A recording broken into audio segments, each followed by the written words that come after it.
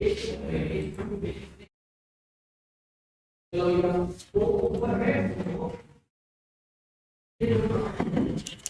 बेटा, क्या हाल है? बढ़िया। अरे आवाज नहीं निकलती, क्या हो गया तुम लोगों को?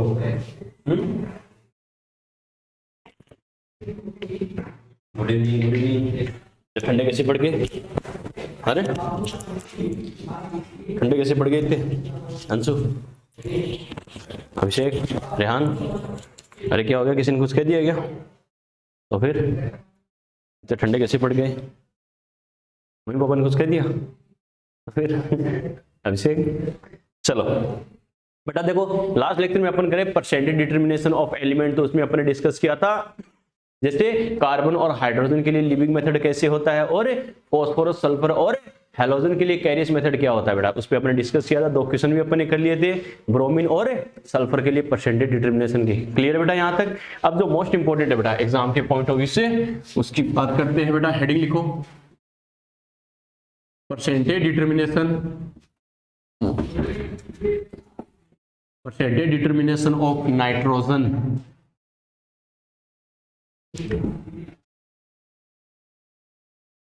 Percentage determination of nitrogen. Nitrogen के परसेंटेज डिटरमाइन करते हैं बच्चों।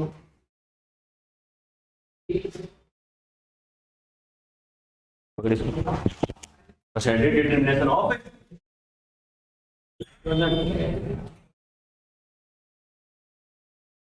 Thank you.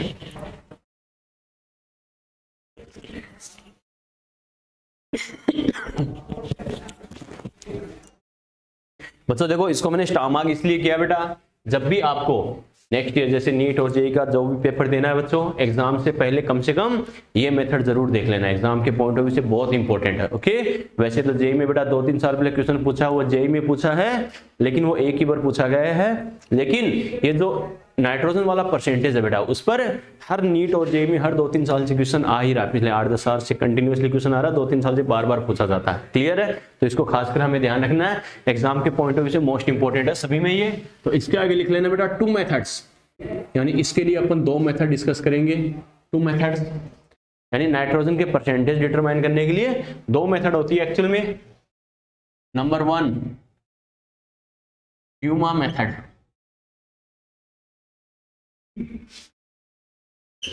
Dumas method, Dumas method,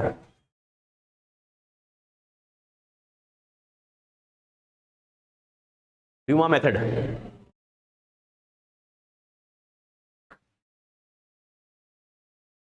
Dumas method लिख लिए बच्चों। देखो ड्यूमा मेथड, एक तो है बेटा इसकी ड्यूमा मेथड, दूसरी इसकी मेथड पढ़ेंगे हम जेल्डोल मेथड। ओके, वो उसके आगे बात करेंगे। तो सबसे पहली बात बच्चों देखो, ये जो पार्ट मैं एनसीईआरटी का उठा रहा हूं, तो ध्यान रखना इसमें 1-2 जो थ्योरेटिकल क्वेश्चन है बच्चों, उसकी भी अपन बात करेंगे, जो सीधे टिक लगने वाले क्वेश्चन हमारे काम आएंगे।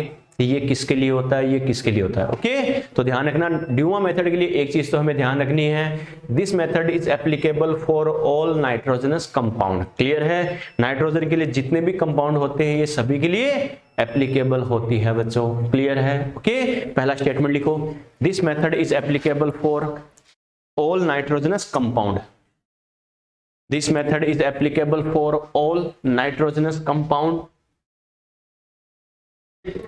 This method is applicable for all nitrogenous compounds, यानी नाइट्रोजन के जितने भी कंपाउंड्स होते हैं सभी के लिए ये एप्लीकेबल है।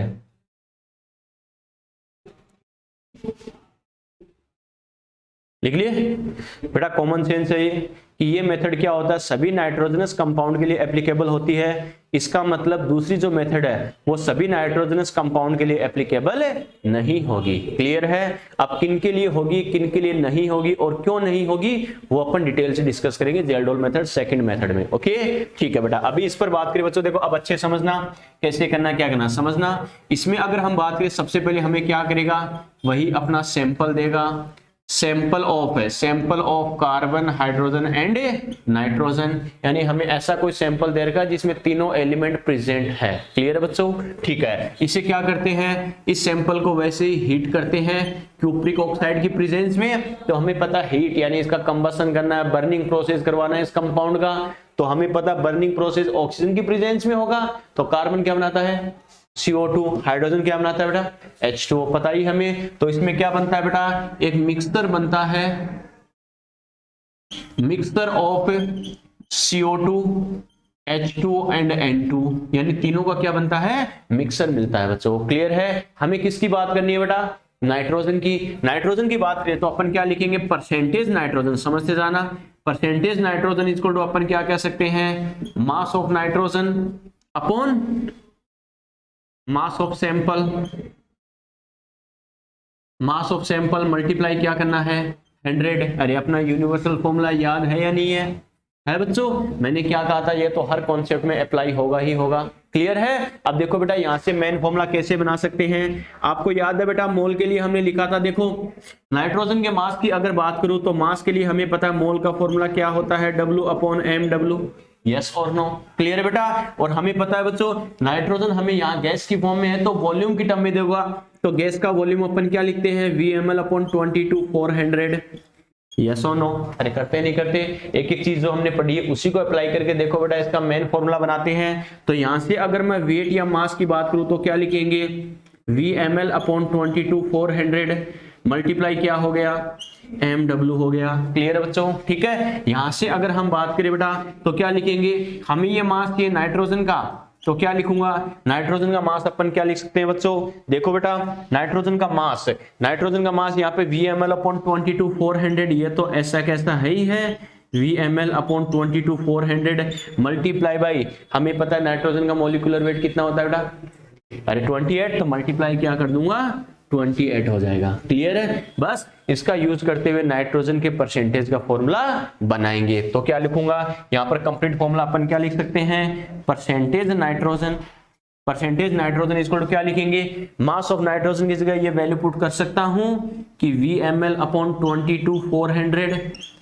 मल्टीप्लाई क्या हो गया 28, और साथ में हमें क्या देगा बच्चों, मास ऑफ सैंपल। तो यहां पर मैं क्या लिख दूंगा बेटा, सैंपल का मास W सैंपल, और मल्टीप्लाई क्या करूंगा 100। क्लियर है। ये मेरे पास क्या आ गया, नाइट्रोजन के परसेंटेज का फॉर्मूला आ गया। कैसे करना है बच्चों, क्या करना है, समझ में आ गया, यस और नो, क्लियर है। तो ये ध्यान रखना बच्चों, कैसे, इसमें आपको क्या देगा, नाइट्रोजन का वॉल्यूम देगा और सैंपल का मास देगा। क्लियर है। इतने ग्राम सैंपल से इतने ml नाइट्रोजन बनती है, तो सैंपल में नाइट्रोजन कितने परसेंट है, तो देखते स्ट्राइक करना चाहिए ड्यूमा मेथड।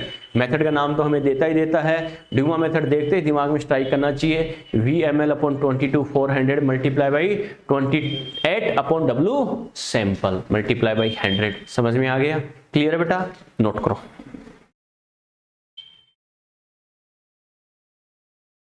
ट्वेंटी एट से हाँ काट देंगे बेटा, क्वेश्चन में काटेंगे, टेंशन क्यों ले रहे हो, ठीक है, ये तो कंप्लीट फॉर्मूला ही है, काट देंगे, कोई टेंशन नहीं है।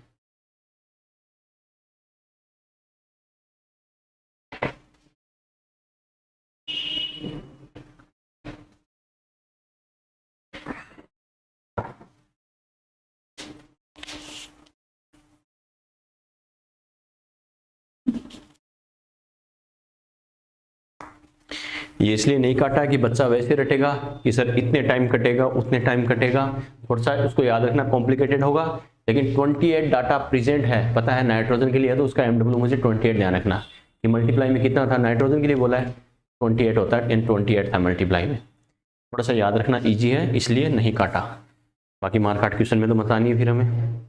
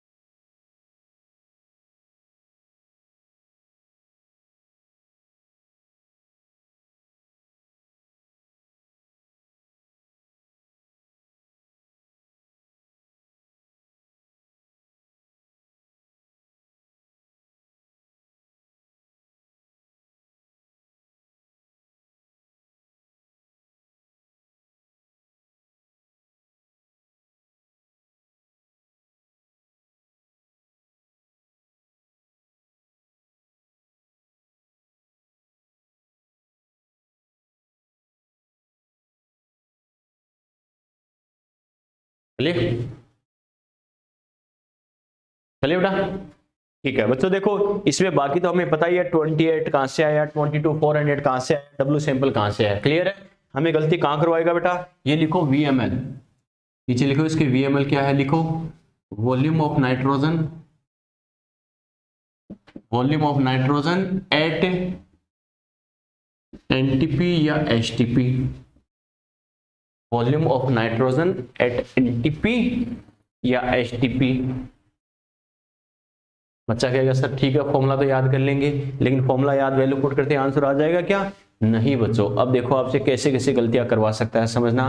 Volume of nitrogen at NTP और HTP, NTP HTP क्या है बेटा, ध्यान है ना, हमें पता है टेम्परेचर कितना है 0 डिग्री सेल्सियस या 273 केल्विन, और प्रेशर कितना है 1 atm, क्लियर है। लेकिन हमें जानबूझ के कि बच्चा रट्टाफिकेशन अप्लाई करता है या थोड़ा सा दिमाग लगाता है, बच्चे को कंडीशन ध्यान है क्या, ध्यान रखना, हमें जानबूझ के NTP HTP वाला वॉल्यूम ना देकर किसी अदर टेम्परेचर प्रेशर पर वॉल्यूम देगा, ठीक है। तो क्या करेंगे, NTP HTP वाला वॉल्यूम कैलकुलेट करने के लिए जिस टेम्परेचर प्रेशर पर वॉल्यूम दे रखा है उसको NTP HTP वाली इक्वेशन से कंपेयर करके NTP HTP वाला वॉल्यूम कैलकुलेट करेंगे। ओके, कैसे करेंगे बेटा देखते हैं, पहले स्टेटमेंट लिखो, ये तो लिख लिया ना, volume of nitrogen at NTP और HTP, लिखो बेटा इसके नीचे पॉइंट लिखो, if volume of nitrogen, next point लिखो, if volume of nitrogen, if volume of nitrogen is given, if a volume of nitrogen is given at any other temperature and pressure, if a volume of nitrogen is given at any other temperature and pressure,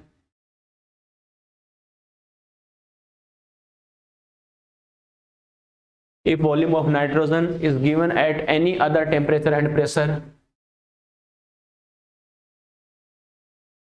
लिख लिया, then calculate the volume of nitrogen, then calculate the volume of nitrogen, then calculate the volume of nitrogen, then calculate the volume of nitrogen at NTP or HTP, then calculate the volume of nitrogen at NTP or HTP by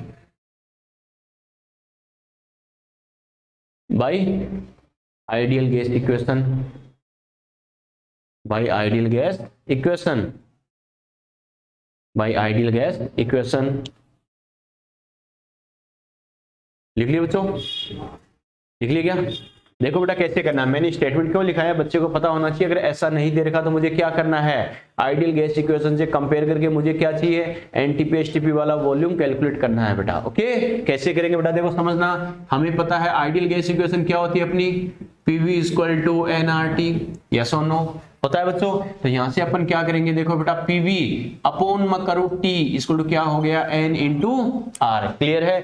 N क्या है बच्चों, fix मोल की amount है बेटा, मोल है, R क्या है gas constant, fix amount की स्टडी करेंगे, R वैसे गैस कांस्टेंट है, तो दोनों की वैल्यू फिक्स है या नहीं है, इसका मतलब PV अपॉन T का रेशियो क्या आ जाएगा, कांस्टेंट लिख सकता हूं मैं, क्लियर है, ठीक है बेटा। अब यहां से अगर हम बात करें बच्चों, दो इक्वेशन में बना रहा हूं कि PV upon T equal to constant है, तो दो कंडीशन अपन बना सकते हैं क्या, कि P1 V1 अपॉन T1 ये किसके बराबर आएगा, अरे दूसरा भी कांस्टेंट आएगा, P2 V2 upon T2, yes और नो, दोनों कांस्टेंट के बराबर है, कांस्टेंट तो कांस्टेंट होता है, तो दोनों आपस में इक्वल कर सकते हैं, क्लियर है। ये दो कंडीशन कौन सी है बेटा, ये तो है अपनी गिवन कंडीशन, ये कौन सी कंडीशन है, गिवन कंडीशन, क्लियर है। और ये कौन सी कंडीशन हो गई अपनी, NTP या HTP वाली कंडीशन, बात को समझ रहे हो बच्चों, क्लियर है। देखो कंफ्यूज करने के लिए ध्यान रखना, नीट की एग्जाम में क्वेश्चन पहले AIPMT बोलते थे, उसमें क्वेश्चन आ चुका है, जेलडोल मेथड पे JEE में पूछा गया 2-3 साल पहले, ये नीट पे आया बच्चों क्वेश्चन, कहां गलती करवाएगा क्वेश्चन में अप्लाई करके बताऊंगा, समझना इस चीज को। ये प्रेशर और टेम्परेचर जो हमें NTP HTP के अलावा अदर कंडीशन वाला टेम्परेचर प्रेशर दे रखा वो है, और जो हमें नाइट्रोजन पर वॉल्यूम दे रखा नाइट्रोजन का, इतने टेम्परेचर प्रेशर पर नाइट्रोजन का वॉल्यूम ये है, हमें V1 काम में नहीं लेना, V1 की वैल्यू पुट करोगे, गिवन कंडीशन पर जो टेम्परेचर प्रेशर है इसकी वैल्यू पुट करेंगे इन तीनों की, फिर हमारे पास क्या आएगा, V2 की वैल्यू आएगी। ये फॉर्मूला है, इसमें मुझे वॉल्यूम तो चाहिए नाइट्रोजन का, लेकिन V1 यूज करूंगा या V2, V2 एनटीपी एचटीपी वाला वॉल्यूम मुझे चाहिए। समझ में आया बेटा? क्लियर है? तो यहां से V2 मैं कैसे कर सकता हूं? V2 इक्वल टू, तो क्या लिखेंगे, P1 V1 upon T1 multiply, अरे T2 ऊपर आ सकता है, नहीं आ सकता, T2 अपॉन क्या हो जाएगा, P2 हो जाएगा। क्लियर है? यहां पर जो P1 V1 एंड T1 ये तो कौन से है बेटा, गिवन कंडीशन वाले हैं, गिवन कंडीशन वाले, P for pressure, V for volume और T फॉर टेम्परेचर, पता ही है। क्लियर है? और मुझे क्या चाहिए, V2। लेकिन बच्चा कहेगा sir P2 V2 and T2 ये क्या है बच्चों, ये एनटीपी एचटीपी वाली कंडीशन है। एनटीपी एचटीपी वाली कंडीशन तो है। बच्चा कहेगा सर V2 तो मुझे चाहिए, लेकिन P2 और T2 की वैल्यू मुझे देगा क्या? अरे देने की जरूरत है क्या? एनटीपी एचटीपी वाला टेम्परेचर प्रेशर हमें ध्यान है या नहीं है? ये हमें अपनी तरफ से वैल्यू पुट करनी पड़ेगी बच्चों। क्लियर है? कैसे? हमें पता है T2 कितना आ जाएगा, 0 डिग्री सेल्सियस मतलब कितना आ जाएगा, 273 केल्विन, और P2 कितना होगा बेटा, 1 atm। समझ में आ गया? तो T2 P2 की वैल्यू हमें देगा नहीं, ये हमें खुद वैल्यू पुट करनी पड़ेगी। क्यों? एनटीपी एचटीपी वाला टेम्परेचर प्रेशर लेना है, सेकंड कंडीशन वाला। तो यहां से कंपेयर करके हमारे पास क्या आएगी, V2 की वैल्यू आएगी। उस V2 की वैल्यू का यूज करके क्या करेंगे बच्चों, इसमें वैल्यू पुट करेंगे, तब जाके अपना सही आंसर आएगा। क्लियर है? ठीक है बेटा, नोट करो।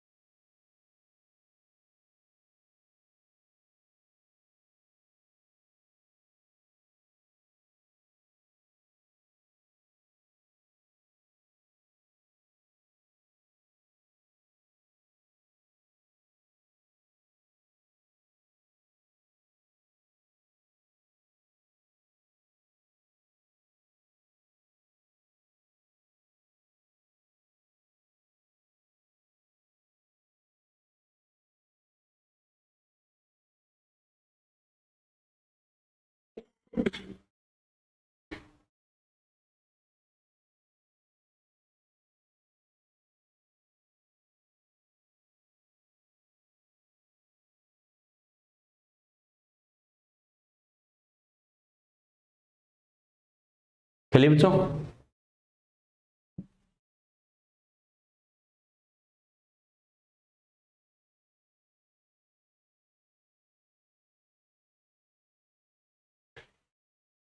बच्चा कहेगा सर ठीक है, हमें एनी अदर टेम्परेचर प्रेशर पर जो वॉल्यूम दे रखा उसकी हेल्प से एनटीपी एचटीपी वाला वॉल्यूम हम कैलकुलेट कर लेंगे। ठीक है सर, अब तो सही आंसर आ जाएगा क्या? नहीं बच्चों। ओके, अब देखो एक गलती के चांस इसमें कहां पर बच्चों समझना है इस चीज को। देखो हमारे पास जो मिक्सर बना था, हमारे पास जो मिक्सर बना था बेटा, उसमें कौन कौन है, CO2 है, H2 है, और कौन है, N2, तीनों गेन होते हैं। हमें क्या चाहिए, अरे नाइट्रोजन का परसेंट कैलकुलेट करना है, यानी ओनली एंड ओनली हमें किससे मतलब बेटा, नाइट्रोजन से मतलब है। इसका मतलब CO2 और H2O को सेपरेट करना पड़ेगा, नहीं पड़ेगा? अरे इनको अलग करना पड़ेगा बेटा, इनको अलग करना पड़ेगा। तो कैसे करते हैं समझना बच्चों। एक्चुअल में क्या, इनको एक कंटेनर में कलेक्ट किया जाता है बच्चों, एक कंटेनर लिया जाता है, इसमें बेटा देखो तीनों को फिल किया जाता है।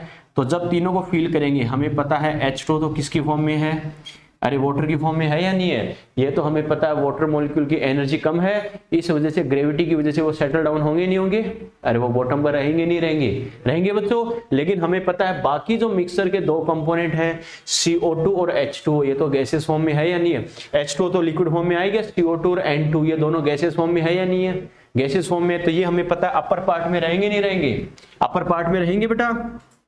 तो ये बॉटम वाले पार्ट में तो वाटर फिल रहेगा बेटा, वाटर हो गया, और ये अपर वाले पार्ट में कौन है, CO2 एंड N2। समझ में आ रहा है, क्लियर है। तो वाटर को तो सेपरेट करना इजी है या नहीं है, ये तो बॉटम वाले पार्ट में है, तो ऊपर से गैसेज मिक्सर को अलग कर लिया जाता है बच्चों। समझ में आ गया, क्लियर है। बस इसका मतलब वाटर को तो हमने अलग कर दिया, लेकिन अब भी एक प्रॉब्लम और है, क्या, और हमें किसको यूज करना है बच्चों, अरे किसको यूज कर, देखो नाइट्रोजन को यूज करना है तो किसको हटाना पड़ेगा, CO2 को और हटाना पड़ेगा, क्लियर है। CO2 को हटाने के लिए क्या करते हैं, एक स्पेसिफिक मेथड यूज करते हैं बच्चों, क्या, सॉल्यूशन लिया जाता है एक्वस KOH का। कौन सा सॉल्यूशन लेते हैं बेटा, एक्वस KOH सॉल्यूशन। बच्चा कहेगा सर इसका क्या फायदा है, तो आप बेटा कई जगह आपके यूज भी हो सकता है, ध्यान रखना। KOH की स्पेसिफिक प्रॉपर्टी है, ये CO2 को एब्जॉर्ब करता है, यस और नो, ये CO2 को एब्जॉर्ब करता है बेटा, जैसे कॉटन वाटर मॉलिक्यूल को एब्जॉर्ब करती है, ध्यान है ना, वैसे ही KOH क्या करता है, CO2 गैस को एब्जॉर्ब करता है बच्चों। तो क्या कहेंगे, ये जो ऊपर वाला पार्ट है बेटा, ऊपर वाले पार्ट में हमें पता है कौन कौन प्रेजेंट है, CO2 and N2। Gases mixer को अपने एक्वस KOH सॉल्यूशन के ऊपर फिल किया तो CO2 क्या होगी, ये जो एक्वस KOH है CO2 को क्या करेगा, एब्जॉर्ब करेगा, और ऊपर वाले पार्ट से हम नाइट्रोजन को क्या कर लेंगे, सेपरेट कर लेंगे। समझ में आ गया, क्लियर है। तो परसेंटेज हमें कैलकुलेट करना है नाइट्रोजन का, तो यहाँ पर ओनली एंड ओनली अमाउंट भी नाइट्रोजन की ही लेनी पड़ेगी, CO2 और H2O को हटाना पड़ेगा। कैसे हटाते हैं, समझ में आ गया, क्लियर बेटा। अब देखो बच्चों एक दिक्कत और कहां पर आएगी, समझना इस चीज को। एक्चुअल में हमारे पास जो गैसेज मिक्सर बना था, PV = nRT में हम बात करते हैं बेटा, PV = nRT में अपन क्या करते हैं, अरे जो प्रेशर है, वॉल्यूम है, टेम्परेचर है, अगर 1 वाला हमें पता है, अपन ने क्या किया था, P2 V2/T2। अरे P2 T2 की तो वैल्यू फिक्स है या नहीं है बच्चों, V2 हमें कैलकुलेट करना पड़ता है, लेकिन P1 V1 और T1 हमें गिवन होता है, उसकी वैल्यू पुट करते हैं नहीं करते, करते बेटा। V1 किसका वॉल्यूम होता है, नाइट्रोजन का, प्रेशर भी किसका होता है, नाइट्रोजन का। लेकिन ध्यान रखना, हमें पता है ये आइडियल गैस इक्वेशन नाइट्रोजन के लिए हमें अप्लाई करनी है, तो प्रेशर भी क्या लेना है, ओनली एंड ओनली नाइट्रोजन का ही लेते हैं, क्लियर है। अरे सीधी सी बात है, नाइट्रोजन के प्रेशर की सही वैल्यू पुट करेंगे तभी तो उस प्रेशर की वजह से वॉल्यूम आएगा वो सही होगा, यस और नो। लेकिन यहां दिक्कत कहां आती है बच्चों, हमारे पास जो मिक्सर बनता है उसमें वाटर मॉलिक्यूल भी होते हैं, और वाटर की नेचर होती है बेटा वेपराइज होने की टेंडेंसी। वाटर क्या करता है, हर टेम्परेचर पर वेपराइज होता है, टेम्परेचर ज्यादा होता है तो फास्टली होता है, टेम्परेचर कम होता है तो भी क्या होता है, स्लोली वेपराइजेशन होता ही होता है। बच्चा कहेगा सर कैसे, बेटा एक गिलास को फिल करके आप सनलाइट में रख दो, हमें पता शाम तक चेक करोगे ऑलमोस्ट आधा गिलास खाली मिलेगा नहीं मिलेगा, अरे पूरा फिल किया था आपने बेटा, क्या होगा, आधा खाली हो जाएगा, वाटर वेपराइज हो गया, क्लियर है। उसी वाटर को आपने रूम टेम्परेचर पर रखा है, 2 दिन बाद चेक करोगे तो उसकी अमाउंट कुछ कम मिलेगी नहीं मिलेगी, मिलेगी बेटा, क्लियर है।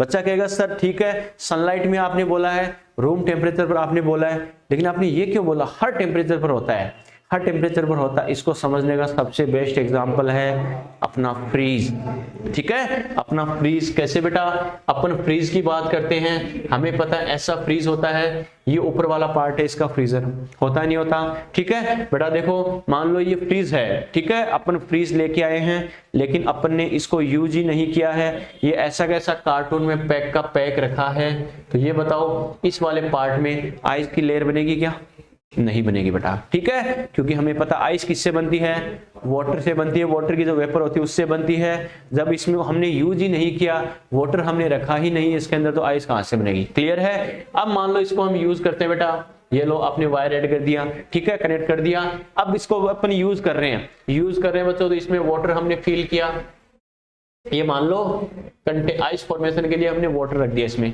क्लियर है बेटा। आपने कॉमन सेंस है बेटा, देखो देखा होगा कभी, जब क्या आइस के जो फ्रीजर वाला पार्ट है बेटा, उसमें हमने जो कंटेनर में वाटर रखते हैं, तो हमें पता कुछ टाइम बाद आइस की लेयर बनती नहीं बनती, यस और नो, होता है बेटा। एक्चुअल में ये आया कहां से, इसी कंटेनर से, बात समझ में आ गया। फ्रीजर में आप बच्चों ये बताओ वाटर नहीं रखोगे तो उस पे क्या होगा, आइस की लेयर आएगी क्या, नो बेटा, आइस की लेयर नहीं बनेगी। बात समझ में आई?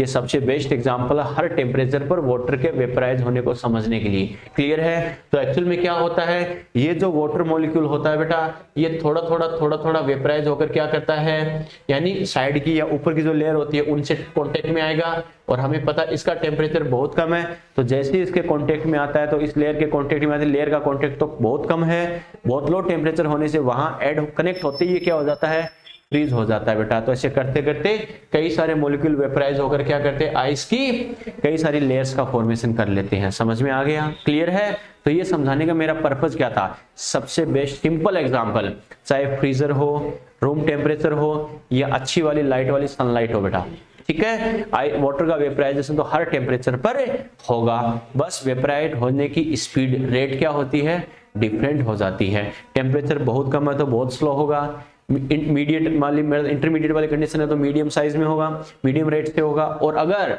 मान लो टेम्परेचर बहुत हाई है, जैसे अपन वाटर को बॉईल करते हैं, अरे देखा होगा वाटर को बॉईल करते हैं तो हमें पता वाटर मॉलिक्यूल वेपर में कन्वर्ट होते हैं, इनको तो अपन फील भी कर सकते हैं साफ साफ, होता है नहीं होता?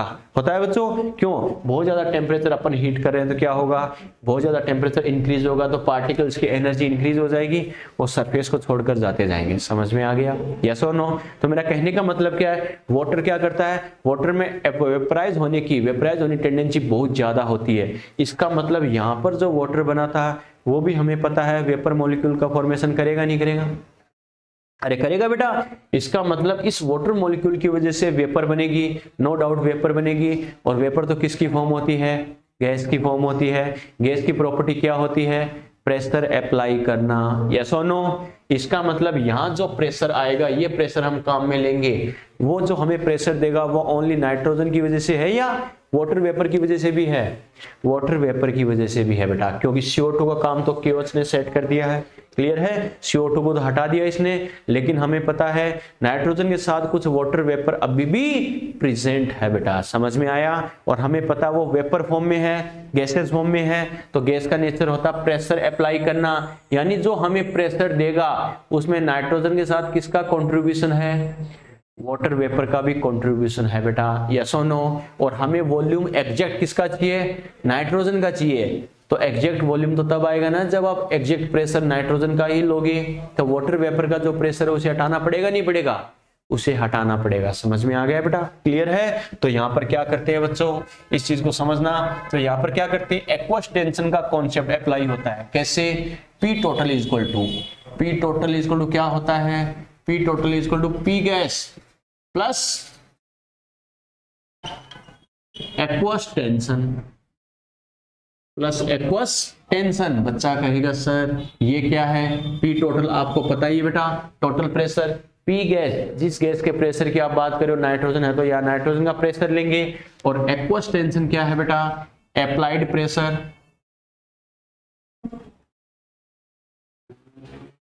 Applied pressure by water vapour,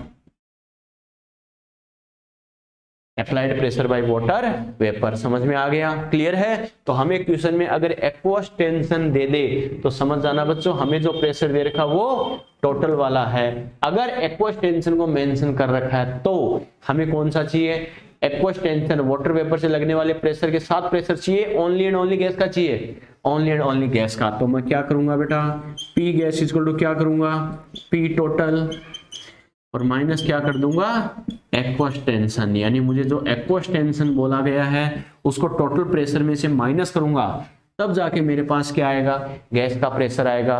और मुझे वो प्रेशर अप्लाई करके वैल्यू पुट करूंगा, तब मेरा सही आंसर आएगा। समझ में आ गया? यस और नो? तो इसमें गलती के चांस कहाँ बेटा, बात समझ में आ गई? क्लियर है? एक तो आपको प्रेशर में गलती करवाएगा, एक आपको वॉल्यूम में गलती करवाएगा। कहाँ आपसे दो मिस्टेक करवाएगा बेटा, दोनों कंडीशन मैंने बताई है और इनका कैसे हमें ध्यान रखना ये भी मैंने बताया। समझ में आ गया?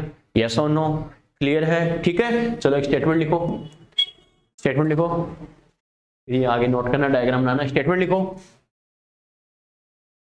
लिखो the gases mixture, the gases mixture, the gases mixture, the gases mixture, bracket में लिखो बेटा गैसेस मिक्सचर मतलब किसकी बात कर रहा हूं, CO2 एंड N2। ठीक है, CO2 and N2, the gases mixture The gaseous mixture collected over the aqueous, the gaseous mixture collected over the surface of aqueous KOH solution. The gaseous mixture collected, collect करते हैं इसकी surface पर, collected over the surface of aqueous KOH solution. The gaseous mixture collected over the surface of aqueous KOH solution in which CO2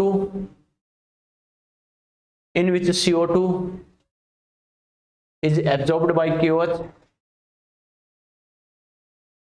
in which CO2 is absorbed by KOH and N2 is separated from upper part, and N2 is separated from upper part. upper part से nitrogen को क्या करते हैं, separate करते हैं. N2 is separated from upper part. बात समझ में आ गई बेटा? क्लियर है? ठीक है, चलो ये डायग्राम बना लो दोनों और वो एक्वस टेंशन का कॉन्सेप्ट लिख लो.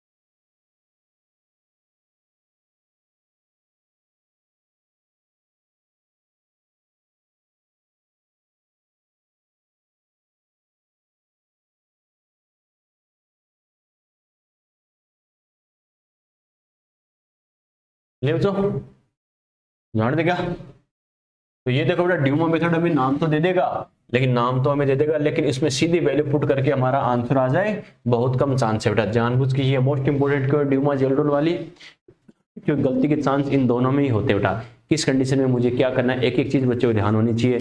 बाकी लिबिग और कैरिस मेथड आपको पता है, सीधा फॉर्मूला वैल्यू पुट करके कैलकुलेशन करनी है और करना क्या उनमें. ओके चलो बेटा देखते हैं इसमें क्वेश्चन हमसे क्या पूछा गया है.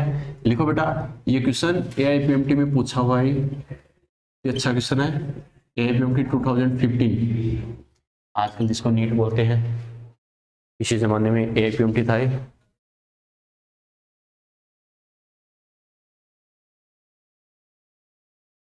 सर CO2 को एब्जॉर्ब CaCO3 भी कर सकते हैं क्या? नहीं बेटा, एक्चुअल में क्या करती है, जो वेपर होती है ना, वाटर वेपर, उनको ये एब्जॉर्ब कर सकता है, लेकिन CO2 की स्पेसिफिक प्रॉपर्टी होती है किसके रेस्पेक्ट में, KOH के रेस्पेक्ट में होता है बेटा, ठीक है। सॉल्ट होता है, अपन देखते हैं बेटा, जैसे अरे घर पे जो सॉल्ट हम यूज करते हैं बेटा, लूण, समझते हो ना, नमक, वो देखा होगा बेटा, जब कभी मॉइस्चर होती है बेटा बहुत ज्यादा एटमॉस्फेयर में, तो गीला गीला होता नहीं होता, एक्चुअल में क्या होता है, जो मॉइस्चर होता है बेटा एटमॉस्फेयर में, उसको वो क्या करता है, एब्जॉर्ब कर लेता है। क्लियर है, ये कुछ स्पेसिफिक प्रॉपर्टी होती है बेटा, कौन सा किसको करता है, तो मेनली क्या होता है, KOH क्या होता है, मोर सुटेबल होता है कि वो कंप्लीटली CO2 गैस को एब्जॉर्ब करता है बच्चों, ठीक है। चलो लिखो बेटा, क्वेश्चन लिखो। In Dumas method, in Dumas method, in Dumas method, in Dumas method, method का नाम जरूर देगा, 50 ml nitrogen, in Dumas method 50 ml nitrogen, in Duma method 50 ml nitrogen is obtained by, in Duma method 50 ml nitrogen is obtained by 0.3 gram organic compound, in Duma method 50 ml nitrogen is obtained by 0.3 gram organic compound at 300 Kelvin temperature, at 300 Kelvin temperature and 715 mmHg pressure, at 300 Kelvin temperature and 715 mmHg pressure, then calculate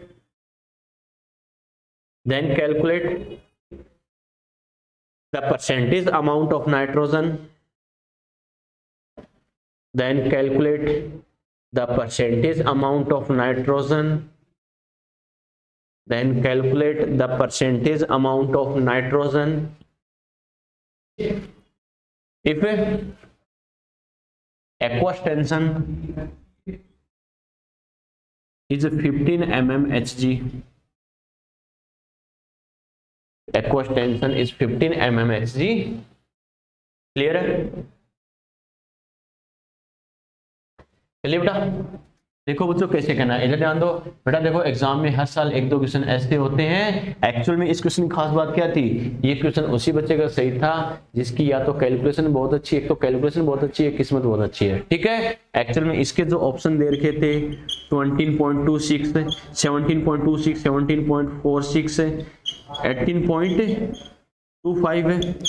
18.75, ये इसके option थे और इसका answer था 17.46%। Okay, लेकिन अपन बेटा देखो देखते हैं इस चीज को अपन अपने अप्रोक्स टेक्निक से कहां तक अपन पहुंच सकते हैं। ओके, क्योंकि अपने अप्रोक्स में भी क्या लेते हैं, नियरेस्ट वाली वैल्यू लेते हैं। ऐसा नहीं 90 को 100 बना दिया, इतना डिफरेंस ले लिया, जहां तक इजी हो, सुटेबल हो और नियरेस्ट वाला वहां तक अपन करते हैं। एग्जैक्ट करने बैठ जाएंगे, डेसिमल में डाटा हमें देगा ही देगा, 10 मिनट लग जाएंगे। तो अपन को अप्रोक्स टेक्निक से देखते हैं अपन कहां तक पहुंच सकते हैं। चलो बेटा स्टार्ट होते हैं। देखो समझना, सबसे पहले समझते जाना चीजें मैं बता देता हूँ, इसमें थोड़ी कहाँ बेसिक गलती करनी है, क्या करना समझना। सबसे पहले ड्यूमा मेथड देखते ही परसेंटेज नाइट्रोजन का फॉर्मूला बच्चे के दिमाग में आना चाहिए कि VmL अपॉन 22,400 मल्टीप्लाई क्या करेंगे 28 और अपॉन में W सैंपल और मल्टीप्लाई बाई 100 करूंगा। यस और नो, क्लियर है। देखते हैं बच्चों मुझे क्या क्या दे रखा है, सैंपल या कंपाउंड का मास मुझे दे रखा है और नाइट्रोजन का वॉल्यूम मुझे दे रखा है। तो बस वैल्यू पुट करते ही आंसर आ जाएगा ना। यस और नो, यस और नो, यस और नो। क्यों? क्योंकि मुझे ये वॉल्यूम किस कंडीशन में दे रखा है, 300 केल्विन यानी 27 डिग्री सेल्सियस हो गया। यस और नो। और 715 mmHg प्रेशर, हमें पता है एनटीपी एचटीपी पर तो 1 atm यानी 760 mmHg। याद है ना बच्चों, अरे mmHg में कंसीडर कर लो, यानी 760 mmHg बोलता तब तो मुझे पता है वो 1 atm के बराबर होता है। यस और नो। इसका मतलब 0 डिग्री सेल्सियस यानी 273 केल्विन और 1 atm यानी 760 mmHg प्रेशर वाली कंडीशन है क्या? एनटीपी एचटीपी तो नहीं है। एनटीपी एचटीपी नहीं है तो पहले मैं क्या करूंगा, एनटीपी एचटीपी वाला वॉल्यूम कैलकुलेट करूंगा। यस और नो। और वो भी मुझे कैसे करना है, पहले एक्वस टेंशन का ध्यान रखना। मैंने क्या कहा था, अगर एक्वस टेंशन को मेंशन नहीं कर रखा तब तो मुझे क्या करना है, जो प्रेशर दे रखा सीधे अप्लाई कर दूंगा, मतलब वो गैस का ही है। क्लियर है। लेकिन अगर उसने एक्वस टेंशन मेंशन कर रखा है तो समझ जाना आपको जो प्रेशर दे रखा है वो टोटल वाला है, ना कि ओनली गैस का। समझ में आ गया? क्लियर है बेटा? तो इसका मतलब क्या करेंगे, सबसे पहले एक्वस टेंशन का लफड़ा खत्म करो। मुझे पता है पी गैस इक्वल टू क्या करेंगे, पी टोटल माइनस क्या करना है, एक्वस टेंशन। यस और नो? क्लियर है बेटा? ठीक है, तो यहां से मैं क्या करूंगा, पी टोटल मुझे कितना दे रखा है 715 और एक्वस टेंशन कितना दे रखा है 15, यानी कितना आ गया बेटा 700 mmHg। यस और नो? ये तो मेरे पास गैस का प्रेशर आ गया। सबसे पहले मैंने एक्वस टेंशन वाला लफड़ा खत्म कर दिया। क्लियर है बेटा?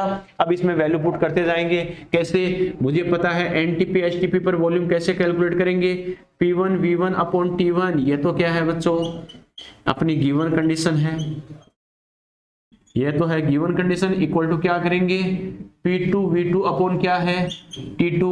ये कौन सी कंडीशन हो जाएगी, अपनी एनटीपी एचटीपी वाली कंडीशन हो जाएगी। यस और नो? क्लियर है? देखो बेटा वैल्यू पुट करते जाओ। प्रेशर की कितनी वैल्यू पुट करेंगे, अरे यहाँ पर मुझे V2 चाहिए। V2 अगर हमें चाहिए बेटा तो V2 को अपन कैसे करते हैं, P1 V1 upon T1 multiply क्या करूंगा T2 अपॉन P2। यस और नो? तो V2 अगर मुझे चाहिए एनटीपी एचटीपी वाला वॉल्यूम तो वो कैसे करूंगा बेटा, P1 कितना है 715 लूंगा ना। 700 एक्वस टेंशन नहीं लेना बेटा, ओनली ये लेना है गैस का, तो 700। क्लियर है? V1 मुझे कितना दे रखा है 50, जो गिवन कंडीशन वाला वॉल्यूम है इतना तो हमें दे ही रखा है। क्लियर है? T1 कितना लेंगे बेटा 300, जो गिवन कंडीशन वाला टेम्परेचर है हमें ये दे रखा 300। ये लो बच्चों 300 मल्टीप्लाई, अब T2 P2 तो है नहीं, अब क्या करेंगे, अरे ये तो पता ही है कौन सा टेम्परेचर प्रेशर है, ये एनटीपी एचटीपी वाला है। तो T2 कितना करूंगा 273 और अपॉन में P2 1 कर दूंगा ना 760, क्योंकि ये mmHg में, तो इसको भी क्या लेना है mmHg में लेना है बच्चों। तो क्या करूंगा 760 mmHg। यस और नो? क्लियर है? अरे बात समझ में आई बच्चों? देखो बेटा अब देखते हैं, इसे कैंसिल आउट करते हैं। 20 से 20 गया और ये 0 से 0 गया। ठीक है, अगर 3 को इससे करूं बेटा तो 91 आएगा नहीं आएगा, अरे आएगा। 5 को इससे करूं तो 15.2 आएगा नहीं आएगा। एग्जैक्ट 75 होता तो 15 टाइम डिवाइड होता, 15 से थोड़ा सा ज्यादा। ओके 15.2 आ गया। 90 अपॉन 15 होता 6 टाइम डिवाइड होता, ये 15 से थोड़ा ज्यादा 90 से थोड़ा ज्यादा, ऑलमोस्ट कितना हो गया 6 टाइम। समझ में आ रहा है? यस और नो? क्लियर है? बस तो क्या करूंगा V2 almost 7 multiply by 6 almost कितना हो गया 42 ml। ये वाला वॉल्यूम मुझे यूज करना है। मैंने एक्वस टेंशन का लफड़ा खत्म कर दिया और एनटीपी एचटीपी वाले वॉल्यूम का लफड़ा खत्म कर दिया। समझ में आ गया? बच्चा रट्टाफिकेशन से ड्यूमा मेथड देखते ही सीधा फॉर्मूला रटता है और वैल्यू पुट करता है, वॉल्यूम 50 करके करता है। पहला ऑप्शन ध्यान रखना बेटा, आपको जानबूझ के कई बार एग्जाम में ऑप्शन पहले ऐसे देता है कि बच्चा रट्टाफिकेशन से वैल्यू पुट करे और बच्चा लगता है कि इसमें 20 आ रहा, मेरा एग्जैक्ट 20 आ रहा, 20 पॉइंट समथिंग भी नहीं आ रहा, इसका मतलब सही है। और घर जाके पता चलता है वो कैसे करना है, क्या करना है, एक्चुअल में गलती कहाँ कर रहा था। समझ में आ गया? बस अब इस वॉल्यूम का यूज करते हुए बेटा वैल्यू पुट करनी है। तो परसेंटेज नाइट्रोजन इक्वल टू, देखो वॉल्यूम कितना लेना मुझे 42 multiply by 28 upon 22 400 multiply W sample कितना दे रखा है बेटा 0.3। यस और नो? और मल्टीप्लाई क्या करते हैं बच्चों 100। चलो अब सोल्व करना स्टार्ट करते हैं। इस डेसिमल को हटाएंगे, ऊपर कितना आ जाएगा 10। इस 20 को 20 से उड़ा देंगे बच्चों। क्लियर है? ठीक है, इससे अगर मैं करूं बेटा देखो ये 14 टाइम डिवाइड होगा नहीं होगा, अरे होगा बेटा। 14 को मल्टीप्लाई बाय 3 कितना हो गया 42। क्लियर है? अगर बच्चों देखो इसे 4 से करूं तो ये 7 और ये कितना हो गया 56। यस और नो? अरे समझ में आ रहा है? 7 टाइम करते 28 और इसको 4 से करें 56 का डबल होता है 112 और फिर से डबल करें 224। क्लियर है बच्चों?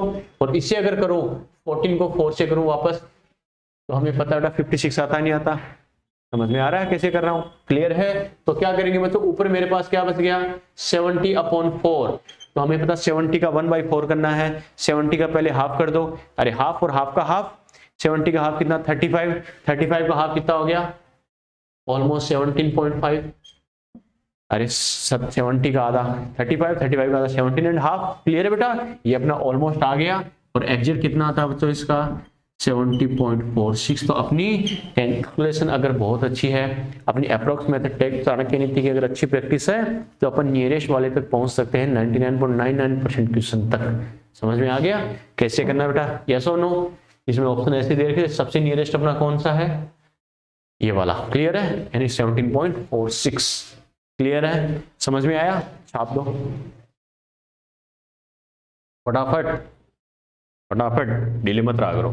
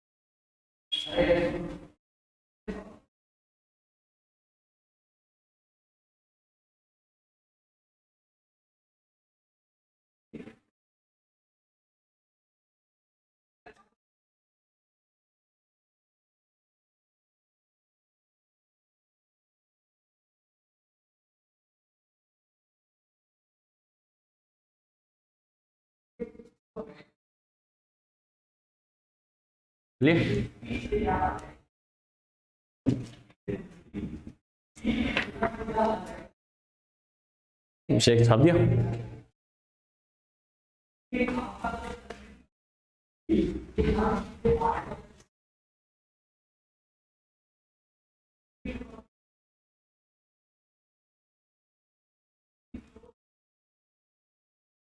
तो बेटा ये ड्यूमार जेल्डोल वाली मेथड है, थोड़े अच्छे क्वेश्चन इस पर बनते हैं।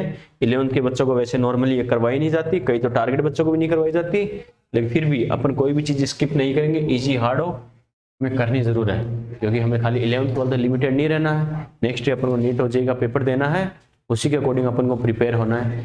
ठीक है, चलिए क्या? चलो बेटा, ये तो हमने बात की है ड्यूमा मेथड की। अब बात करते हैं बच्चों जेल्डोल मेथड की। इस पे या थोड़ा सीधा फॉर्मूला बेस्ड क्वेश्चन या फिर कहाँ गलती करवाएगा वो मैंने इंक्लूड करवाया है आपको।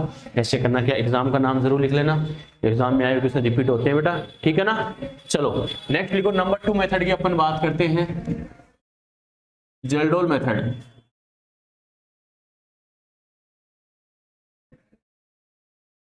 इसमें के साइलेंट होता है। जेल्डोल मेथड नाइट्रोजन के परसेंटेज कंपोजिशन की फर्स्ट ड्यूमा मेथड, सेकंड अपन डिस्कस करेंगे जेल्डोल मेथड। जेल्डोल मेथड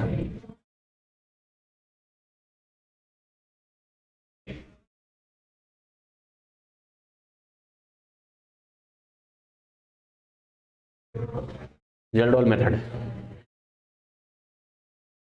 लिख लिए। देखो बच्चों फर्स्ट मेथड अपने पढ़ी है बेटा ड्यूमा, सेकंड पढ़ते हैं जेल्डोल। बेटा आपको याद है एक चीज तो अपने कही थी, ड्यूमा मेथड के लिए अपने क्या कहा था, applicable for all nitrogenous compound है, वो सभी के लिए एप्लीकेबल होती। इसका मतलब एक बात तो श्योर है, ये सभी के लिए एप्लीकेबल नहीं होती। बेटा बात समझ में आई क्या, ये सभी कंपाउंड्स के लिए एप्लीकेबल नहीं होती। इसका मतलब कुछ के लिए एप्लीकेबल होगी, कुछ के लिए एप्लीकेबल नहीं होगी। तो किन के लिए एप्लीकेबल होगी, in which nitrogen is combined with carbon and hydrogen, बस ओनली उन्हीं के लिए एप्लीकेबल होती है। बच्चों समझ में आ गया, क्लियर है। लिखो बेटा this method is applicable, this method is applicable, this method is applicable only for those compounds, this method is applicable only for those compounds, this method is applicable only for those compounds, this method is applicable only for those compounds in which nitrogen is combined with carbon and hydrogen, in which nitrogen is combined with carbon and hydrogen. This method is applicable only for those compounds in which nitrogen is combined with carbon and hydrogen. बात समझ में आ गई, उन्हीं के लिए apply होती है जिसमें नाइट्रोजन क्या हो बच्चों, कार्बन हाइड्रोजन से कंबाइंड होता है। क्लियर है। चलो बेटा पेन कॉपी छोड़ो, अब बोर्ड पे आ जाओ। देखो बच्चों जैसे मैंने कहा इसकी एनसीईआरटी के अकॉर्डिंग जो रिएक्शंस होती है, थोड़ा सा हिंट देने के लिए बस वो लिखा रहा हूँ, बाकी उसका हमारे कोई यूज नहीं है। बस ये कहाँ से आया सर, ये कंपाउंड आया कहाँ से, बस इसलिए थोड़ा सा आइडिया आपको देता हूँ मैं, ठीक है। कैसे करना है, क्या करना है, अपन बात करें बेटा, हमें कोई सैंपल देगा, सैंपल ऑफ, वही बात है, हमें सभी का मिक्सअप देता है कार्बन नाइट्रोजन एंड नाइट्रोजन, क्योंकि तीनों मिक्स है बेटा, तीनों ऑर्गेनिक कंपाउंड के रेस्पेक्ट में दे रहा है, ये तो होगा ही होगा। ये जो सैंपल होता है बच्चों, इसकी रिएक्शन करवाता है किससे, कंसंट्रेट H2SO4 के रेस्पेक्ट में, और साथ में इसमें मिलाता है K2SO4 CuSO4। इनकी रिएक्शन से बच्चों फॉर्मेशन करता है अमोनियम सल्फेट का, अमोनियम सल्फेट। और ये जो अमोनियम सल्फेट सॉल्यूशन होता है बेटा, इसकी रिएक्शन करवाता है बेस के साथ, किसी अदर बेस से। देखो बेटा अमोनियम सल्फेट एक्चुअल में क्या होता है, सॉल्ट होता है। सॉल्ट होता है कैसे, एसिड बेस की रिएक्शन से बनता है। H2SO4 एसिड होता है, NH4OH क्या होता है, बेस होता है। तो हमें पता है H2SO4 से 2 हाइड्रोजन चले जाएंगे, NH4OH से OH माइनस जाएगा। मैंने क्या कहा था, एसिड से H प्लस जाता है, बेस से OH माइनस जाता है, तभी तो सॉल्ट बनता है। क्लियर है। और ये जो बेस है बेटा, इस सॉल्ट के कौन से पार्ट से रिएक्शन करेगा, जो एसिड से आता है। एसिड से कौन सा पार्ट आता है, सल्फेट आयन। क्लियर है बेटा, सल्फेट आयन, सीधी सी बात है, सल्फेट आयन H2SO4 से आता है। क्लियर है। तो ये जो बेस है एसिड से आने वाले पार्ट से रिएक्शन करेगा तो अमोनिया फ्री हो जाता है, तो यहाँ पर बनता है बच्चों NH3। ये अपना अमोनिया है बच्चों। बस ये बताने का पर्पज ये था, क्या मैंने क्या कहा था, हर एलिमेंट का परसेंटेज डिटर्मिनेशन अपन क्या करते हैं बच्चों, एक फिक्स कंपाउंड के रेस्पेक्ट में करते हैं, यस और नो। और यहाँ पर जो नाइट्रोजन का परसेंटेज डिटर्मिनेशन है किसके रेस्पेक्ट में करेंगे, अमोनिया के रेस्पेक्ट में करेंगे। समझ में आ गया, क्लियर है बेटा, ठीक है। रिएक्शन लिखो बच्चों, रिएक्शन लिखो।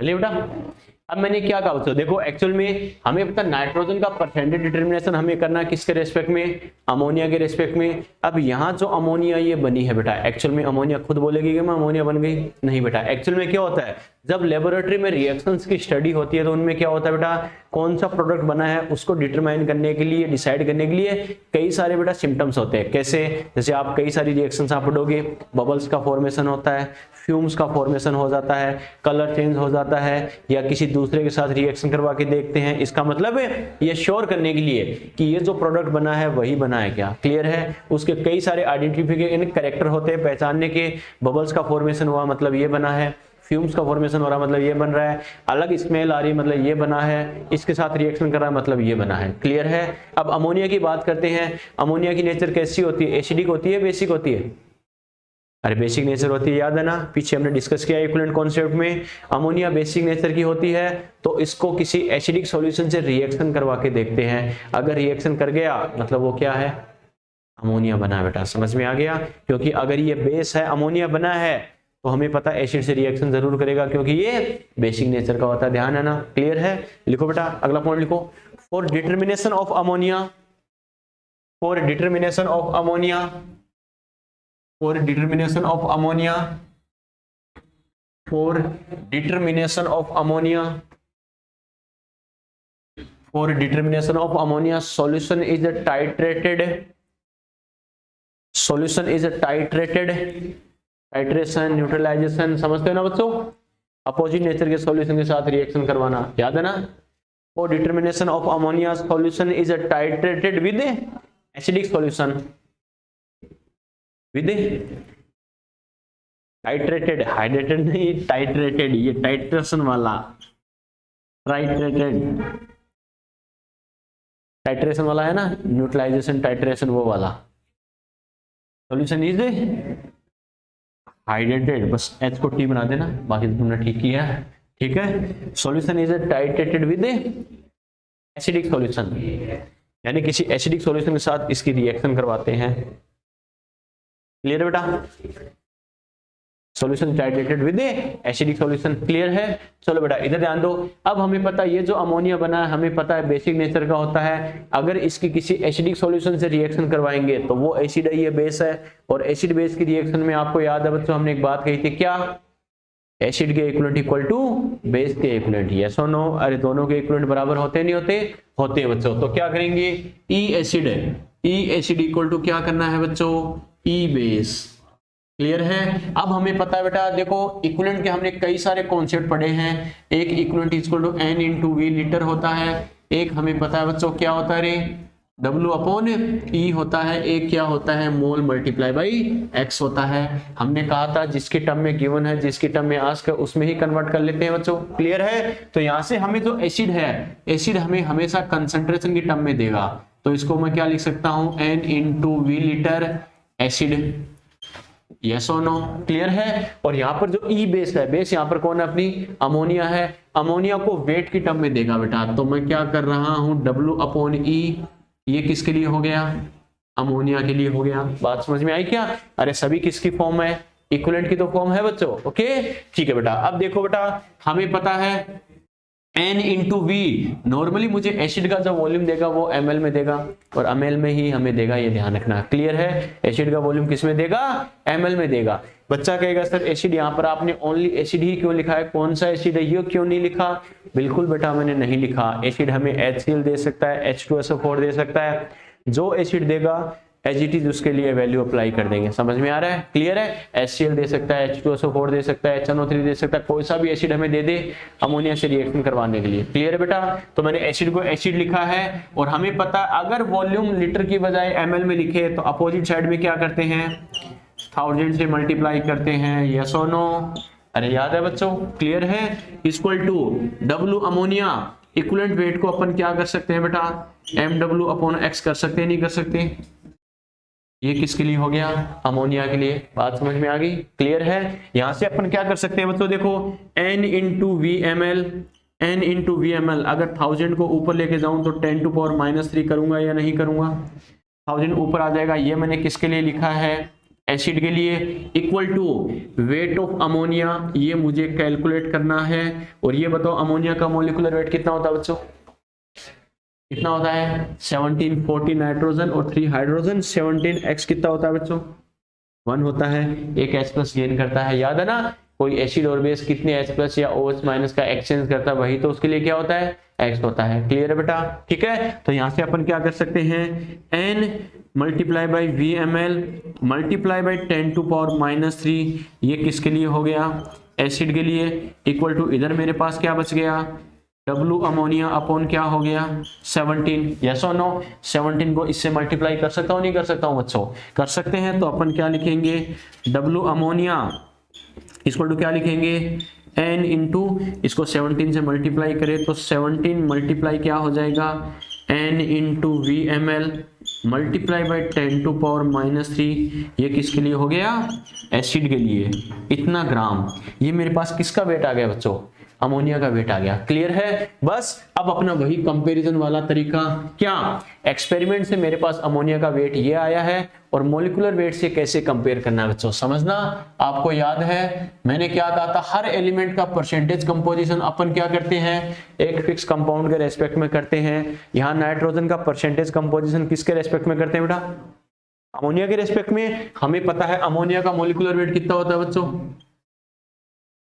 17 ग्राम। इसमें नाइट्रोजन कितना होता है बच्चों, 14 ग्राम। मुझे परसेंट फाइनली लेके किसका आना है, नाइट्रोजन का।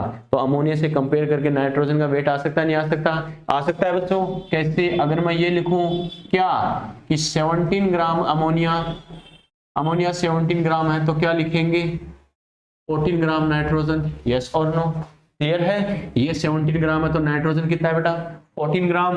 अगर अमोनिया 1 ग्राम हो कि 1 ग्राम अमोनिया इक्वल टू अपन क्या लिखेंगे 14/17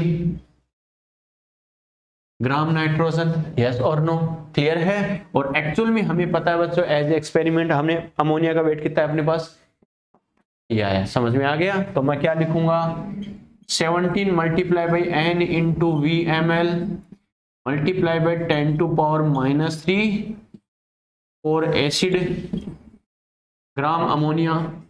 इतने ग्राम अमोनिया हो तो नाइट्रोजन का वेट कितना हो जाएगा बच्चों 14/17 मल्टीप्लाई में क्या करूंगा 17 multiply by N into VmL multiply by 10⁻³ acid के लिए ग्राम नाइट्रोजन। इसके कंपेयर बाउंड्री के बाहर तो नहीं गए ना, ग्राम ये नाइट्रोजन के लिए किया बच्चों हमने, इतने ग्राम है नाइट्रोजन, ये मेरे पास है नाइट्रोजन का मास मैंने किया है कंपैरिजन से। क्लियर है बच्चों। अब यहां से क्या है 17 से 17 को उड़ा सकते नहीं उड़ा सकते, उड़ा सकते हैं बच्चों। तो यहां पर मेरे पास क्या आ जाएगा 14 multiply by N into VmL multiply by 10⁻³ acid के लिए है इतने ग्राम नाइट्रोजन। ये मेरे पास, ये बताओ किसका वेट आ गया बच्चों, अरे किसका वेट आ गया है, नाइट्रोजन का वेट आ गया बच्चों। क्लियर है। और मुझे अगर परसेंट कैलकुलेट करना है बच्चों, तो देखो अपना एक यूनिवर्सल कॉन्सेप्ट होता है बच्चों, क्या percent nitrogen equal to mass of nitrogen. मैंने कहा था बच्चों हर मेथड में ये काम आएगा, याद है ना, मास ऑफ नाइट्रोजन अपॉन क्या करेंगे बच्चों मास ऑफ सैंपल और मल्टीप्लाई क्या होता है बेटा 100। यस और नो, ठीक है। इसमें अगर हम वैल्यू पुट करें बच्चों तो देखो कैसे करेंगे, percent nitrogen equal to mass of nitrogen. Mass of nitrogen देखो बच्चों कितना है हमारे पास, अरे इतने ग्राम नाइट्रोजन आ रहा है नहीं आ रहा, तो क्या लिखेंगे 14 multiply by N into VmL multiply by 10⁻³ और ये वैल्यू मुझे एसिड के लिए लिखनी है। फिर से मैं लिख रहा हूं, ध्यान रखना बच्चों, नाइट्रोजन के मास किस गए, ये मास में लिख दूं, अपॉन किसका मास मुझे लेना है सैंपल का मास। तो क्या करूंगा W सैंपल और मल्टीप्लाई क्या हो जाएगा बच्चों 100। यस और नो, क्लियर है। अगर क्या करूंगा बच्चों इस 100 को 10⁻³ से सोल्व करें, कितना बच गया -1 को 14 से मल्टीप्लाई करूं तो क्या हो गया 1.4। बात समझ में आ गई, ठीक है बेटा। इसका मतलब इसका फॉर्मूला अपन क्या लिख सकते हैं परसेंट नाइट्रोजन। ये फॉर्मूला बेटा यहां लिख रहा हूं, लास्ट का फॉर्मूला यहां पर कैसे करना है लास्ट में देखो बच्चों। परसेंट नाइट्रोजन का फॉर्मूला अपन क्या लिख सकते हैं, percent nitrogen equal to 1.4 multiply क्या करूंगा N इंटू VmL, ये किसके लिए एसिड के लिए, अपॉन में क्या हो गया W sample multiply by 100। Yes और नो, यस और नो? नो बेटा। ध्यान रखना बच्चों, ये चीजें होती है मुझे दिमाग में सेट करनी है, क्वेश्चन में मुझसे गलती करवा सकता है। परसेंट का एकमात्र फॉर्मूला है जिसके मल्टीप्लाई में 100 नहीं आएगा। समझ में आ गया? क्लियर बेटा? क्यों नहीं आएगा? क्योंकि ये 100 10⁻³ और ये 14 के साथ ये सॉल्व हो चुका है। समझ में आ गया? ये मेरे पास फाइनल फॉर्मूला आ गया परसेंटेज नाइट्रोजन का कैसे करना है बेटा। Very very very very important. Actual में ये फॉर्मूला डेराइव कैसे करते हैं ये थोड़ा तरीका बताया है, अदरवाइज सीधा फॉर्मूला लिखा के क्वेश्चन करवाया जाता है। कैसे बनेगा ये मैंने पूरा सॉल्यूशन इसलिए टाइम पास के लिए नहीं करवाया। जेई टाइप का क्वेश्चन बनेगा, आपको ऐसे ही पूरा कंपेयर करके करना पड़ेगा। वहां पे आपको 3 मिनट इसलिए तो दे रहा है तो उसको कंज्यूम कर सको। क्लियर है? एक क्वेश्चन नीट लेवल का कराऊंगा, एक जेई लेवल का कराऊंगा। नीट लेवल में तो सीधा अपन को फॉर्मूला लगा के खाली वैल्यू पुट करनी है और कुछ नहीं करना, लेकिन जेई वाले में हमें ऐसे कंपैरिजन करके आंसर कैलकुलेट करना पड़ेगा। बच्चे को पता होना चाहिए किस कंडीशन में क्या करना है। सर एक एक चीज बताऊंगा कैसे करना क्या करना। समझ में आ गया? यस और नो? ठीक है, चलो बेटा नोट करो।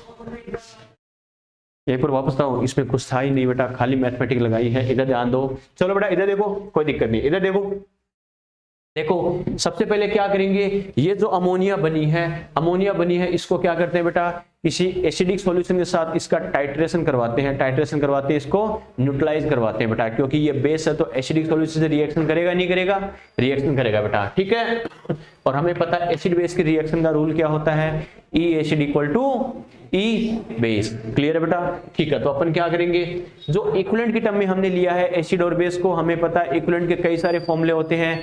नॉर्मेलिटी इनटू वॉल्यूम, यानी कंसंट्रेशन की टर्म में ले सकते हैं, वेट की टर्म में ले सकते हैं और मोल की टर्म में भी ले सकते हैं। क्लियर है? ठीक है, ये जो एसिड है ये तो आपको हमेशा नॉर्मेलिटी की टर्म में कंसंट्रेशन में देगा, मोलरिटी दे सकता है, नॉर्मेलिटी देगा, लेकिन देगा कंसंट्रेशन वॉल्यूम की टर्म में। तो कंसंट्रेशन वॉल्यूम के लिए मैंने N इंटू वी लगा दिया। एसिड के लिए, एसिड को एज इट इज मैंने लिखा है, कोई सा भी हो सकता है, HCl कोई सा भी हमें दे देगा। क्लियर है? यहां बात करें बच्चों, ये जो अमोनिया उसको वेट की टर्म में करना है, W/E, ये किसके लिए है, अमोनिया के लिए है बच्चों। क्लियर है? W/E अमोनिया के लिए हो गया। अब हम बात करेंगे बेटा N into V ml upon, ये वॉल्यूम हमें ml में देगा। तो देखो बेटा वॉल्यूम अगर ml में हो तो अपोजिट साइड में क्या करते हैं अपन, 1000 करते हैं नहीं करते? तो N into V ml upon 1000 acid के लिए हो गया। क्लियर है? और इस E को मैं आगे सोल्व कर रहा हूं तो W/E को MW/X लिख सकते हैं नहीं लिख सकते? बस जो जो हमने पढ़ रखा कनेक्टिविटी से बस लिंकअप करते जा रहे हैं, इसको इससे कन्वर्ट कर सकते हैं। MW/X for ammonia. क्लियर है? इस 1000 को ऊपर लेके जाएंगे 10⁻³ हो गया। क्लियर है बच्चों? इक्वल टू क्या, W अमोनिया, MW क्या, अमोनिया का कितना 17, X कितना होता है नाइट्रो अमोनिया का 1, एक S प्लस गेन करता है, X की वैल्यू पुट कर दी बेटा। यहां से करेंगे तो W अमोनिया अपॉन 17 बच गया, तो 17 को इससे मल्टीप्लाई कर सकते नहीं कर सकते? तो W ammonia equal to 17 multiply by N into V ml multiply by 10⁻³ ये एसिड के लिए इतना ग्राम अमोनिया, W आ रहा मतलब ये इतना ग्राम में इसका वेट आ गया। क्लियर है? बस मुझे एक कंपेयर करने के लिए एक डाटा मिल गया, अब तो मैं कंपेयर कर ही सकता हूं अपने मोलिकुलर फॉर्मूले वाले कॉन्सेप्ट से। याद आ गया? अमोनिया से कंपेयर करूं, 17 ग्राम अमोनिया अगर होता है उसमें नाइट्रोजन कितना होता है बेटा, 14 ग्राम। तो बस 17 ग्राम अमोनिया तो 14 ग्राम नाइट्रोजन होता है, 1 ग्राम अमोनिया तो इतने ग्राम नाइट्रोजन। एक्चुअल अमोनिया कितनी है, इतने ग्राम अमोनिया हो तो इतने ग्राम नाइट्रोजन। बस अमोनिया के रेस्पेक्ट में कंपेयर करके मेरे पास नाइट्रोजन का मास आ गया नहीं आ गया? आ गया बच्चों? क्लियर है? अब हमें पता अपना यूनिवर्सल कॉन्स्टेंट परसेंटेज एलिमेंट के लिए, मास of nitrogen upon mass of sample multiply by 100। Clear है बेटा? तो यहां से अपन क्या कर सकते हैं, नाइट्रोजन के मास की जगह ये वैल्यू पुट कर देंगे 14 multiply by N into V ml multiply by 10⁻³ और मैंने बार बार एसिड के लिए लिखा है, क्यों, जो आपको एसिड दिया जाएगा ये वैल्यू उसके लिए यूज करनी है। क्लियर? अमोनिया से रिएक्शन करने के लिए जो एसिड देगा उसके लिए वैल्यू यूज करेंगे। N into V ml multiply by 10⁻³ किसके लिए, एसिड के लिए, अपॉन में W सैंपल का मास मल्टीप्लाई बाई 100, 10⁻³ इसको 100 से मल्टीप्लाई करूंगा, -1 बच गया, 10 की पावर -1 को इससे मल्टीप्लाई करूंगा तो 1.4। तो फाइनल फॉर्मूला अपने पास क्या आ गया, 1.4 multiply by N into V ml acid upon W sample. Clear है? बस परसेंटेज में जरूर लिखा है लेकिन फिर भी इसके मल्टीप्लाई में 100 नहीं आएगा। क्यों नहीं आएगा बेटा, ध्यान है ना, क्योंकि ये 100 सोल्व हो चुका है। समझ में आ गया? क्लियर है? नोट करो।